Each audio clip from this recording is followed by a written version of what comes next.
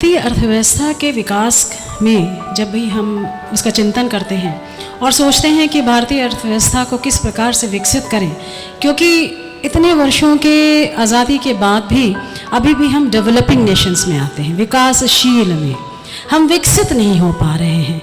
आज भी हम वहीं के वहीं हैं कि अभी भी हम चिंता कर रहे हैं कि किस प्रकार से हम विकसित हो जाए। डेवलप कंट्रीज़ तो डेवलप कंट्रीज़ के आसपास भी नहीं नज़र आते हैं।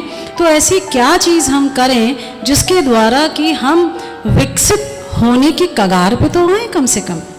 इसलिए जानने के लिए बहुत ज़रूरी है कि अर्थव्यवस्था किस प्रकार से विकसित होती है और उसमें क्या चीज़ भारतीय अर्थव्यवस्था में जाके हम लोग को ध्यान देना है जिसके द्वारा कि हम विकसित हो पाएँ। अगर आप देखिए तो कोई भी चीज़ ऐसी नहीं है जो कि नहीं करी जा रही हो in favour of its development.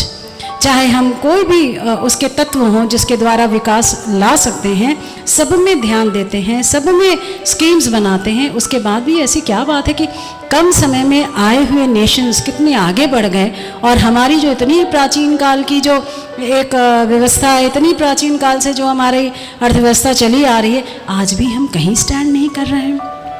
देखिए, कोई भी अर्थव्यवस्था हो दुनिया की, वो प्रोग्रेस तीन प्रकार से, तीन फेजेस क्रॉस करके करती है। सबसे पहले उसका प्राइमरी सेक्टर आप समझते हैं, जहाँ की एग्रीकल्चर है, जहाँ की हॉर्टिकल्चर है, जहाँ की एनिमल हस्बेंड्री है। तो इसके द्वारा एकदम से तो कोई जो अर्थव्यवस्था बनती है उसमें एकदम से इंडस्ट्री तो नहीं बनती। इंसान अकेले आता है, वहाँ पर अपनी कृषि करता है, उसके बाद डेवलप करता है, तब इंडस्ट्री लगाता है। तो कोई भी जो अर्थव्यवस्था होगी, सिविलाइजेशन होगा, वो कृषि से ही स्टार्ट होगा और उसके बाद वो आगे बढ़ेगा।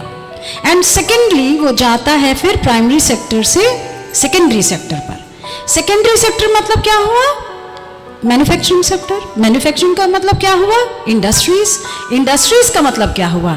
स्मॉल स्केल इंडस्ट्रीज या टाइनी इंडस्ट्रीज या मीडियम इंडस्ट्री या सपोर्टिंग एंसिलरी जिसको बोलते हैं इंडस्ट्रीज, और लार्ज स्केल इंडस्ट्रीज। उसका सीधा मतलब हुआ इनपुट इनटू आउटपुट। उसका सीधा मतलब हुआ production with the help of industry. और इसमें करने के बाद जब हम इंडस्ट्रियलिस्ट हो जाते हैं, कैपिटलिस्ट हो जाते हैं, उसके बाद जो तीसरी प्रोग्रेस आती है वो है टर्शियरी सेक्टर या सर्विस सेक्टर की। क्योंकि प्राइमरी और इंडस्ट्री, सेकेंडरी सेक्टर डेवलपमेंट के लिए कोई भी विकासशील देश या विकसित देश इस पे लग जाता है। और जब इन दोनों को वो पूर्णता तरीके से विकास की ओर बढ़ता है, तब उसको सपोर्टिंग के लिए सर्विस की तो ज़रूरत ही पड़ती है। सर्विस सेक्टर का मतलब क्या हुआ कि जैसे ये चीज़ें लगाई हैं तो इसको रखने के लिए भी तो ज़रूरत होती है ना। जैसे इंश्योरेंस है या सर्विसेज के माध्यम से, चाहे डॉक्टर सर्विस कर रहा हो, टीचर सर्विस कर रहा हो, यहाँ तक कि ऑटो सर्विसेज हैं, हॉस्पिटैलिटी है। तो जो सर्विस के माध्यम से कोई प्रोडक्शन नहीं हो रहा है सच, लेकिन सर्विस के माध्यम से भी वो भी जीडीपी में अपनी सर्विसेज के द्वारा, अपनी आय के द्वारा कंट्रीब्यूट करते हैं।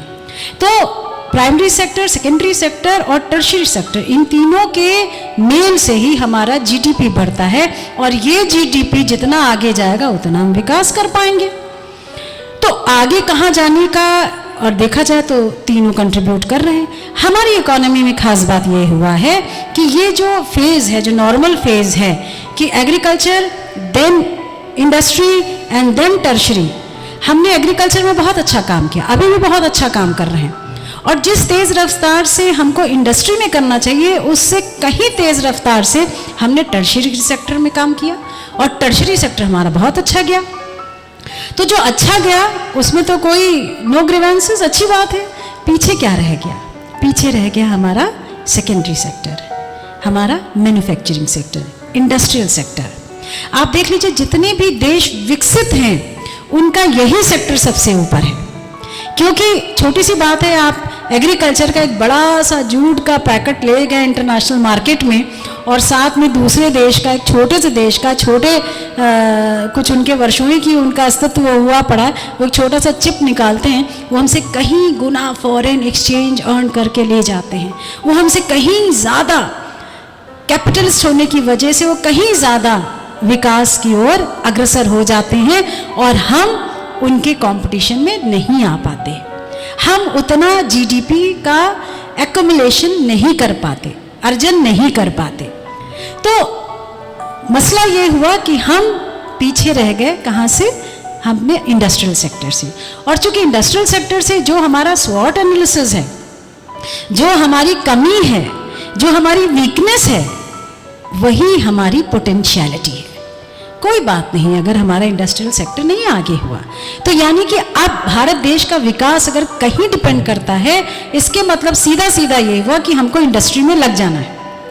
इंडस्ट्री में भी भारतीय अर्थव्यवस्था के परिप्रेक्ष्य में बात करें तो स्मॉल स्केल और लार्ज स्केल इंडस्ट्री, हालांकि अब उसको एमएसएमईज कहा जाता है, उसको क्लब कर दिया गया है। एमएसएमई 2016 के एक्ट के बाद उसको एमएसएमईज कहा जाता है, लेकिन समझने के लिए आप स्मॉल स्केल और लार्ज स्केल के माध्यम से समझिए तो ज़्यादा सरलता होगी समझने में। लिखते समय एमएसएमईज वर्ड ही इस्तेमाल करिएगा जब आप स्मॉल स्केल की बात कर रहे होंगे। तो अगर हम भारतीय अर्थव्यवस्था के परिप्रेक्ष्य में देखें तो स्मॉल स्केल इंडस्ट्रीज का डेवलपमेंट होना हमारे देश के लिए ज़्यादा ज़रूरी है। लार्ज स्केल का हो तो नथिंग लाइक इट, बहुत अच्छी बात है, लेकिन स्मॉल स्केल जो है वो ज़्यादा कंड्यूसिव है और वो करना ही चाहिए। वाई? हमारे लिए क्यों ज़रूरत है?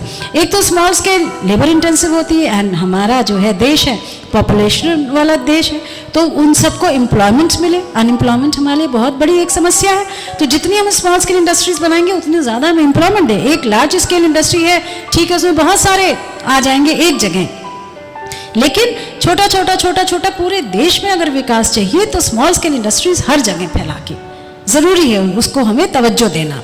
दूसरा क्या है कि स्मॉल स्केल इंडस्ट्रीज ऐसी है इंडस्ट्री जिसको कि जाके रूरल सेक्टर, आपको जहाँ पता ही है कि majority of the population is residing in the rural sector in Indian economy, तो वहाँ जाके हमें ज़्यादा ज़रूरी है तरक्की करना, वहाँ जाके ज़्यादा हमें विकास लाने की ज़रूरत है। और अगर हम वहाँ जाके करते हैं, वहाँ जाके स्मॉल स्केल इंडस्ट्री लगाना तो बहुत आसान बात है। एक तो सबसे बड़ी बात है जो हमारा डिस्गाइज्ड अनएम्प्लॉयमेंट है जो भरा हुआ है एग्रीकल्चर सेक्टर में। डिस्गाइज समझ रहे होंगे ना कि जिस खेत को करने के लिए मान लीजिए 4 मजदूर की आवश्यकता है, वहाँ 4 नहीं 10 नहीं 16 लगे हुए हैं, तो दिखने में तो 16 लोग दिख रहे हैं लेकिन हो रहा है एक्चुअल 4 ही लोग की प्रोडक्टिविटी। तो जो एक्स्ट्रा जो लेबर है उसको हम उस इंडस्ट्री में खिसका सकते हैं, एम्प्लॉयमेंट ला सकते हैं, और स्वतः ही जो सबसे खतरनाक चीज़ है डिस्गाइज्ड अनएम्प्लॉयमेंट की, उसकी समस्या को समाधान कर सकते हैं। और जो एक्स्ट्रा प्रोडक्टिविटी जो दिख रही है, जो नहीं है, उसको मोर प्रोडक्टिव उसमें हम ला सकते हैं। जब इंडस्ट्री में हम उसको ट्रांसफॉर्म करेंगे तो वो उसकी प्रोडक्शन नज़र आएगी। स्मॉल स्केल इंडस्ट्रीज़ की एक और ख़ास बात होती है कि बहुत ज़्यादा स्किल्ड लेबर की ज़रूरत नहीं है, और हमारे यहाँ तो इफरात में मौजूद है अनस्किल्ड लेबर, तो उनकी खपत हो सकती है। अनएजुकेटेड ज़्यादातर हमारे यहाँ लेबर अवेलेबल है, अनएजुकेटेड अनस्किल्ड, उनको हम स्मॉल स्केल इंडस्ट्री में, क्योंकि स्मॉल स्केल इंडस्ट्री छोटी छोटी चीज़ों को भी लेके बनता है, बहुत हाईली टेक्नोलॉजिकल नहीं बनता है। स्मॉल स्केल इंडस्ट्रीज टेक्निकली भी हाई लेवल पे भी लगाई जाती हैं, लेकिन अगर रूरल इंडस्ट्रीज में जाके हम रूरल एरिया में जाके हम इन लोगों को फोकस करके इंडस्ट्री लगाते हैं जो कि बहुत आसानी से और बहुत कम दामों में लग सकती है, तो हमारा प्रोग्रेस करने का ज़्यादा उसमें पोटेंशियलिटी होती है। फिर अगर हमने लार्ज स्केल इंडस्ट्री लगा दी, बहुत अच्छी बात है, लगनी चाहिए, ज़्यादा से ज़्यादा लगनी चाहिए, लेकिन होता क्या है कि जब लार्ज स्केल इंडस्ट्री एक जगह लग गई तो सब कुछ एक जगह आता है, कंसंट्रेशन ऑफ वेल्थ। जब स्मॉल स्केल इंडस्ट्रीज लगती है तो फैल के हर जगह छोटी छोटी और सबको उसमें आराम मिलता है, सबको उसमें एम्प्लॉयमेंट मिलता है, सब लोग उसमें एंटरप्रेन्योर बनते हैं। तो ऐसे में डिस्ट्रीब्यूशन ऑफ वेल्थ, जो कि हमारी इकोनॉमी की सबसे बड़ा नेगेटिव पॉइंट है, जैसे जैसे हम ज़्यादा से ज़्यादा, अगर मान लीजिए रूरल सेक्टर में हमने इंडस्ट्री लगाई, एक होता है लार्ज स्केल इंडस्ट्री, थोड़ा शहर के दूर में विकसित देश में विकसित जगह पे हमने लगा लिया, लेकिन जब हम स्मॉल स्केल इंडस्ट्री अगर रूरल सेक्टर में जाएंगे तो फ़ायदा क्या हुआ कि वहाँ नदी भी मिल रही है, हम ऐसी चीज़ों को लें जिसका कि रॉ मटेरियल वहीं के चीज़ों से, वहीं के उत्पादन से मिल जाए, तो एक तो वो सब यूटिलाइज होगा, आपको आराम से पानी और शेड, जिसकी बड़ी प्रॉब्लम होती है शहरों में, वो आपको आराम से मिल सकता है। साथ में क्या होगा, जैसे ही हम इंडस्ट्री लगाएंगे तो पावर कनेक्शन जाएगा, सड़कें बनेंगी, वहाँ पर एक हब बनेगा, वहाँ पर लोग काम करेंगे, जब काम करेंगे एम्प्लॉयमेंट होगा, थोड़ा सा इनकम बढ़ेगी, थोड़ा सा जीवन स्तर में उसमें बढ़ोतरी आएगी, तो वहाँ पर जो लोग हैं वो अपने बच्चों को उसके प्रति अवेयर होंगे, स्टैंडर्ड ऑफ लिविंग हाई होगा, एजुकेशन देंगे, स्कूल्स बनेंगे, और हाइजीन के प्रति वो उस पर ज़्यादा सजग हो जाएंगे। माने मैस्लोस का जो हायरार्की वाला जो एक पिलर आप देखते हैं तिकोना सा, उस पर आप चलना शुरू हो जाएंगे।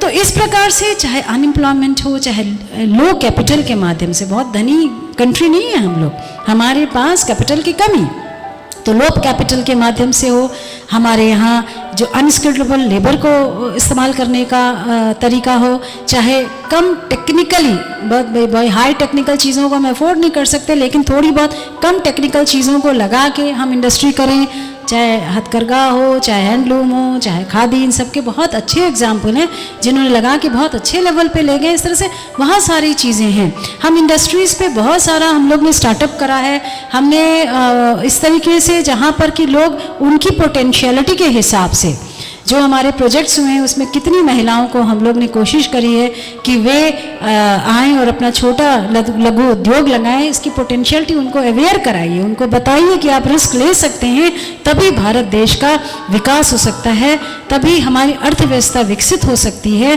देखिए ना, हम कितने सालों से बात इन्फ्लेशन की करते हैं। इन्फ्लेशन को अगर आप बहुत सीधी सीधी सी भाषा में समझिए तो when the rate of growth of money supply, money is greater than the rate of growth of production, that is the state of inflation। यानी कि जब पैसा तो बड़ी तेजी से बढ़ रहा है ना, लेकिन प्रोडक्शन नहीं तेजी से बढ़ा, और हम इन्फ्लेशन सालों से, वर्षों से, डिकेड से सॉल्व करते आए। अरे सीधे सीधे मनी छापना तो बहुत आसान है, टकसाल में जाओ छप गया, उसका सर्कुलेशन बढ़ गया, उसका क्वांटिटी बढ़ गया, it is that easy. Of course उसको अपनी उनकी पॉलिसीज़ हैं, गवर्नमेंट उस पर वॉच रखती है, वो अपनी जगह है, लेकिन कितना आसान है बढ़ाना।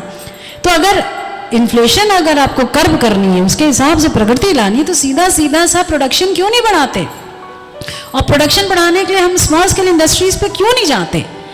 हम ये नहीं कहते कि हमारे यहाँ स्मॉल स्केल इंडस्ट्रीज़ के बढ़ाने के लिए उसके लिए विशेष ध्यान नहीं जा रहा है, खूब अच्छा ध्यान है, खूब पॉलिसीज़ हैं, बहुत बेहतर पॉलिसीज़ हैं, बहुत ही बढ़िया ढंग से, चाहे वो गवर्नमेंट सेक्टर हो, चाहे वो बैंकिंग सेक्टर हो, चाहे इंडिविजुअल लेवल पे हो, हर लेवल पे, स्टेट लेवल पे हो, सेंट्रल लेवल पे हो, बाकायदा बाउंदा इसके लिए स्कीम्स बनी हैं। मजबूरी क्या है कि वो स्कीम्स उन तक नहीं पहुंच रही हैं जहां पहुंचनी चाहिए, क्योंकि स्कीम तो लिखित होंगी, लोग तो इलिटरेट होंगे, उन्हें इलिटरेट लोगों के पास तो स्कीम के जाने की ज़रूरत है, या अगर पहुंच भी गई तो उसमें बहुत सारी खामियां हैं, उसमें बहुत सारी छोटी छोटी चीज़ें हैं जो रिमूव करने की ज़रूरत है। मैंने 35 साल इसी वर्क में, इसी इसमें काम किया है, तो वो जो छोटी छोटी खामियां बहुत आसानी से हट सकती हैं। अगर उनको हटा के हम उन स्कीम्स को इस्तेमाल करें तो आप यकीन मानिए कि हमारे पास एक नए भारत की सृजना बहुत आराम से हो सकती है। एक विकसित देश की ओर हम तुरंत तत्पर हो सकते हैं, क्योंकि हम कंट्रीब्यूट कर रहे हैं। सीधा सीधा क्या है कि जीडीपी हमारा बढ़ाना है, उसको डिवाइड करना है सीधे सीधे पॉपुलेशन से, तो पॉपुलेशन कम करना तो बड़ा मुश्किल है। उसी में चूंकि इतना लंबा फिगर डिनोमिनेशन का आता है कि वो फिर से कट के बहुत छोटा सा अमाउंट रह जाता है, जबकि बहुत लोग उतना जीडीपी नहीं उत्पन्न कर पा रहे हैं, लेकिन वो कंट्रोल है उनका डिनोमिनेशन में, तो उनका जो फिगर है जीडीपी का बहुत अच्छा आता है। जैसे कि जो हमारे विकसित देश हैं उनका देखिए तो 36,000 पर कैपिटा आता है, और वो विकसित हैं, उनकी पॉपुलेशन ही नहीं है, तो छोटा भी बनाएंगे तो उनका अगर हम डिवाइड करेंगे तो बहुत हाई लेवल पे जाएगा। मिडिल जो इकोनॉमीज हैं उसमें भी प्रोडक्शन है, लेकिन उनकी भी, उनको पूरे पॉपुलेशन पे कंट्रोल है, तो उनकी जो जीडीपी आती है, जो नेशनल इनकम आती है after dividing it with the population, वो भी काफ़ी अच्छी आ जाती है। हमारे यहाँ समस्या इतनी वृहत नहीं है, हम भी कंट्रीब्यूट करते हैं, सब लोग मन से कंट्रीब्यूट करते हैं, कहीं कोई कमी नहीं। गवर्नमेंट बेइंतहा अच्छी उसको ला रही है, उसमें स्कीम्स ला रही है, लेकिन उसको पूरा इस्तेमाल एक तो बहुत कम लोग कर पाते हैं, जो कर पाते हैं उसमें भी बहुत खामियां हैं। अपनी खामियां हमको अपना दूर करना है। हर चीज़ हमको ये नहीं कहना है कि दूसरा नहीं कर रहा है, या गवर्नमेंट में कमी है, या ये नहीं कर रहे हैं। आप खुद तो आइए, खुद तो बढ़िए, खुद तो लीजिए। अफराद में हर चीज़ मौजूद है। गवर्नमेंट देखिए तो दे रही है, बैंकिंग सेक्टर तो देख रही है, आप पहले से देखिए कोई ऐसी पॉलिसी नहीं है, कोई ऐसी हमारी इंडस्ट्रियल पॉलिसी बनी ही नहीं है जिसमें कि इंडस्ट्री के चिंतन के बने। कोई 5 ईयर प्लान, अब तो 5 ईयर प्लान नहीं है, नीति आयोग है, लेकिन कोई भी प्लान ऐसा नहीं है जिसमें सबसे पहले इंडस्ट्री की प्लान ना करा गया। कोई भी ऐसा स्कीम नहीं है जिसमें कि इंडस्ट्री को चिंतन नहीं किया गया। तो कमी किस में है? हम में है, आप में है, कि अब हमारी बारी है कि आइए बढ़िए और सब लोग एक छोटा छोटा इंडस्ट्री लगाएं। आपको शहर में है तो आप तो बहुत प्लस पॉइंट में है, आपके पास सारा बैंकिंग सेक्टर, चाहे सुविधाएं हैं, सब कुछ है, आप अपने हिसाब से लगाइए। बस सोचने की बात है, अब तो इंटरनेट आ गया, क्या नहीं कर सकते हैं। और ज़रूरी है रूरल सेक्टर में जाके उन गरीब भाई बहनों को ये बताना कि उनमें बहुत पोटेंशियलिटी, हमसे कहीं ज़्यादा उनमें कैलिबर है, बहुत उनमें नॉलेज है, लिटरेसी ना होगी, नॉलेज बहुत है। बस उनको इन स्कीम्स के बारे में अवेयर कराना, उनको बताना, उनकी खामियों से जो छोटा छोटा चीज़ें हैं उससे उनको बचाना, और तब जाके अगर हम सब लोग स्मॉल स्केल इंडस्ट्रीज़ में लग जाएँ, छोटा छोटा अपने लेवल से इंक्यूबेशन करें, हम लोग छोटा छोटा स्टार्टअप करें, हम कहीं भी पीछे नहीं रहेंगे, विकास शुरू हो जाएगा। इसलिए हमारी अर्थव्यवस्था का सिर्फ एक हल है, वो है to start with our industry. बहुत बड़ा नहीं, छोटी सी इंडस्ट्री स्टार्ट करिए, हम सब स्टार्ट करें, देश डेफिनेटली विकसित करेगा। इसको अगर और विस्तार में आपको जानना है, एंटरप्रेन्योरशिप की मेरी किताबें मौजूद हैं, आप अपने कमेंट बॉक्स में लिखिए। हमने पॉलिसीज़ बना रखी हैं, उसको किस तरह से पॉलिसीज़ होती हैं, उसकी क्या खामियां, उसको कैसे हैंडल करना है, उसके बारे में we are always there to help you. कितने लोगों का इंक्यूबेशन करवा चुके हैं, कितने लोगों की स्टार्टअप्स करवा चुके हैं। आप भी बढ़िए, आप भी आगे आइए, आप भी अपना स्टार्टअप लगाइए और देश के विकास में सहभागी बनिए।